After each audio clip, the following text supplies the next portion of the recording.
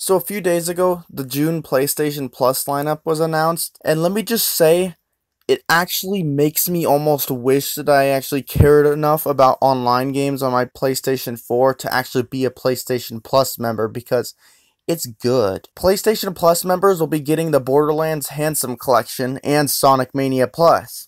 I love Borderlands and I love Sonic even more. A pretty competitive lineup, right? So what did Microsoft do? Well, after doing their tactic of waiting until nearly the last day of the month to announce their lineup out of fear of the inevitable community disappointment, they finally announced what Xbox Live Gold members will be getting. And I would be disappointed if I wasn't already used to this. For the Xbox One, we'll be getting EA's NHL 19 in Rivals of Aether. So another sports game no one asked for, even more so because it's by EA, and an indie game that I know nothing about, so I'll save my judgment for that after I've played it at least. Then for the 360, there's the first Portal game and Earth Defense Force 2017. Portal I know is a great game, and I know nothing about Earth Defense Force, so what's the problem here?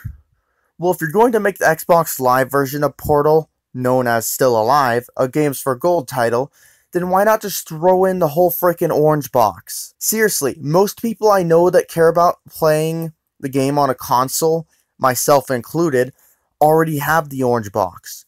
And that comes with Half-Life 2, Half-Life 2 Episode 1, Half-Life 2 Episode 2, and Team Fortress 2, which while it's basically the vanilla game from back in the day, it's still surprisingly fun on a 360, with there being plenty of people that still play it. I'm not making this video to complain and be picky just because I don't like the games in the lineup, and honestly, at least this lineup isn't as bad as May's lineup.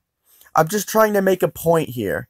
Look at the PlayStation. Yes, they get less games now, but look at how the quality of those games are now skyrocketing. Because they cut the PS3 and Vita out of the picture, they can dedicate all of that money exclusively into PS4 titles, and some damn good ones too. Meanwhile, it feels like Games with Gold is a hit or miss, with most months being a miss, according to the like to dislike ratio. Hell, Microsoft was too scared to even release their own video announcing the titles for May because they knew people were going to be pissed off.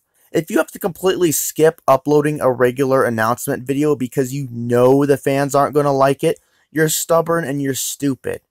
You know people aren't going to like it, yet you still do it anyways. I've heard that Xbox Game Pass could be a partial reason for the bad lineup, because honestly, Game Pass has been getting some pretty freaking awesome games lately, but even if that's the case, Microsoft still needs to focus on Games with Gold as well. I don't know how they can do it without cutting out Xbox 360 games from the lineup, which I'd say is a big seller for Xbox Live Gold, not only because of getting it both on the 360 and the One via backwards compatibility, but also for the fact that the 360 games in the lineup are yours to keep, even if you let your gold subscription run out. Something I feel Microsoft has always done better than Sony. But either way, Microsoft needs to do something, dedicate more funds into the Games with Gold lineup if they have to. I get having a lousy lineup here and there, maybe once every few months, but this is completely opposite. It feels like we only get a good Games with Gold lineup once every few months in between garbage lineups. The biggest thing I feel that saved some of the previous months was some of the Star Wars games on original Xbox, which are fantastic games.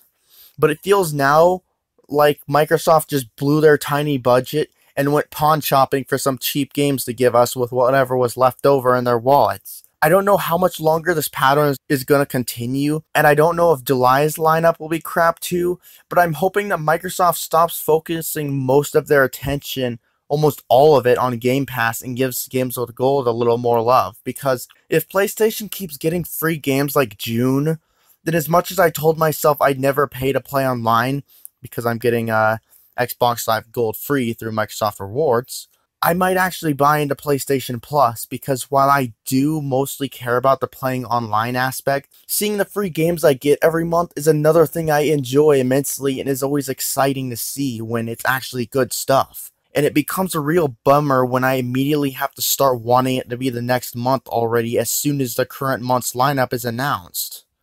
This is Warsarcy on the Game Clips channel, and I'm out.